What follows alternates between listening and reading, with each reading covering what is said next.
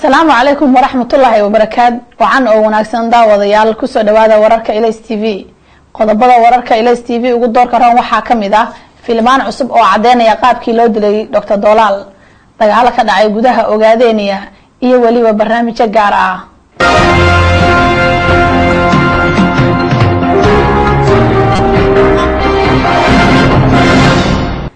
Dr. Dolaal ayaa ciidamada Itoobiya ku dileen gudaha Ogaadeeniya 18 January 2009 waxaa soo baxay filmaan cusub oo cadeynaya qaabkii ay ciidamada Itoobiya u dileen Dr. Dolaal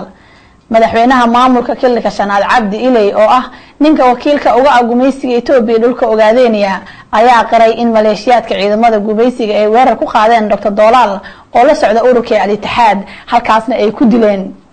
haddaba daawadayaal la daawada filimkan cusub oo cadeynaya qaabkii ay ciidamada Itoobiya u dileen Dr. Dolaal muuqaaladan ayaa ku jira hadallo iyo muuqaal aan ku habooneen carruurta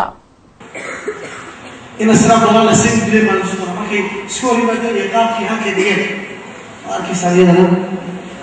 dad ayaa laga yaabaa inay waqtiga u daayeen xaqiijinta dilkii foosha xumaa ee loo geystay Dr. Maxamed Siraad Dolaal iyagoo isku qancinaya in mar uun ay soo bixi doonto runtu maadaama uu ahaa nin halgan gobonnimadoon ku jiray oo xaqdaro lagu dilay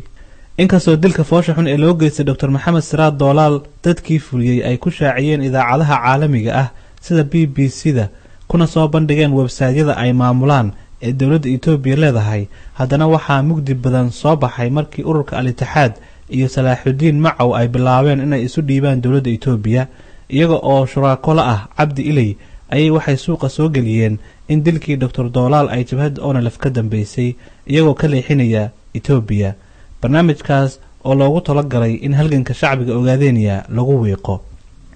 haddaba filimkan aad daawanaysaan ayaa ah filim laga soo qaaday xafiiska Cabdi Ilay ee Jigjiga filimkan ayuu Cabdi Ilay ku sharaxayaa qaabkii iyo nidaamkii uu u dilay Allah u naxariistee Dr. Maxamed Siraad Dolaal isaga oo waliba ku faanaya una sharaxaya dhalinyaro hor fadhida oo uu ku baraarujinayo inay kuwii soo dilay oo kale ay la mid noqdaan iyo laba boqol oo waxa weeye mataqaanay hal sano shaqo lagu tijaabiyay tababarkii soo qabtay oo waxa weeye dagaalkii bartay oo hogaamintii bartay oo wax kasta bartay oo nidaamkii haleeyay noqday markaasaan go'aansanay goonisu tashay oo inaan waqti ciidan gooni u saarayna waxa ka baatay job training oo baahantay waa sameeyay markii aad nimankii ugu horeeyay garaacay ku tababartay waxa weeye afar sano واتحاد الأمر في سجن الحج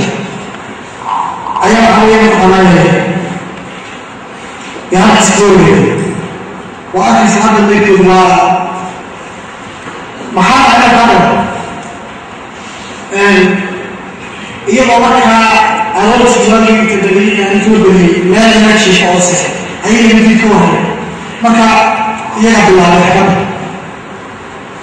مدار التقالات عملية وحكم على التقالات عفوا هي محمد علي ليش حفظها مكان أساسا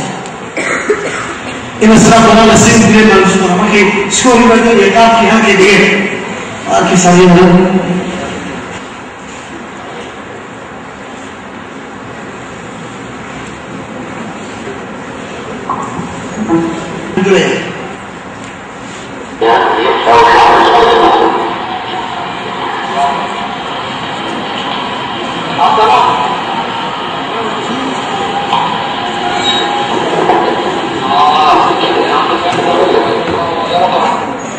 مدعوين عشرة الوصول دوي السجن تيسي وقدو تنا تقولون تقولون وانا صفا تيسي أمين تيسي الوصول سيرة تيسي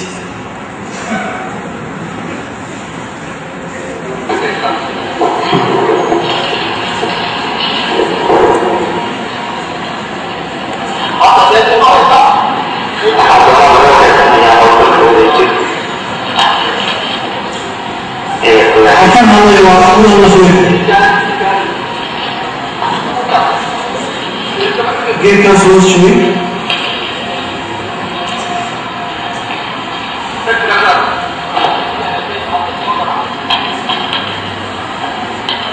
Nasıl bir geri kaldı? Felki yok sakın ola. وأنا كواحد سلطان عود كيسي وحنا ماشيين يسمى الله عليه يقول هاي واضح حسن ها ولا لو أنا تشيلي أنا أسمع وأعتقد ما كنت أنت مساكين ويقول ما يكون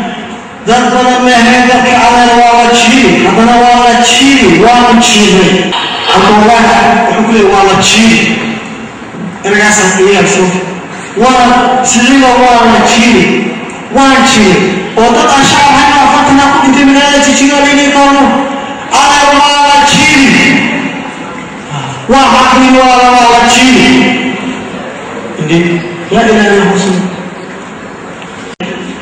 وانا تشيلي وانا تشيلي بيحكم بلا تشيلي وانا صار كيسان ماشي ما قام يا تشيلي ما كان مقصودين صوص بيت بيجي عند باي عارف لا عارف عندي زوجين الا هذا لا تقول لي الا والله تعالى يقول لي عم لا يقول لي فيقول لي هو حاول اتاكد من اللي تروح الشيء ما لكن حاول أتمكن من الإسلام معي ويسمى شيء أنا عبر دون كتب شيء ويكي صوت الدماء ما تنام أيها هاي أنتم قوية ما كسرت وما يستقبل شيء محب وسيوني منك أحنا يسيونا منك يقول شيء يليه وإحنا يسيو ويتوسع هل تنبار عليه منك هذا الحين والله يليه شنو هل تنبار عليه منك عرفتني بالبناء عرفت مثلا معايا عمسي وبروبلم على المجتمع منهم فقط يمكن أن يمكن أن تجيب عليه عرفت يسأل وكبير وعرفنا أن أدرك أمامي ما أنا حاولت والله يحاول الله وبالله لا تولى إن السبب وعلمت أن أكل له سلطان الآن هذا الكراسي صفا ويسكت على التدريب واحد شوي سيدنا جو سما ما كانوا يسيسون ده لما بدينا هو حنا اللي بنعمل كده ما كانوا يسيسون الدنيا هذه حاجات صحيحه سكافر صحيح الشيء هذا الشيء ده مهم دي جوه كو اكيد الشيء